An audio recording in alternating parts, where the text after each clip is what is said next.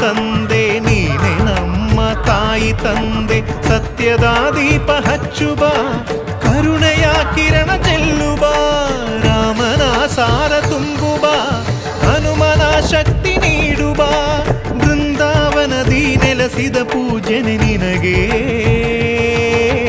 ಶರಣು ಶರಣು ಶರಣು ಗುರು ರಾಘವೇಂದ್ರ ಶರಣು.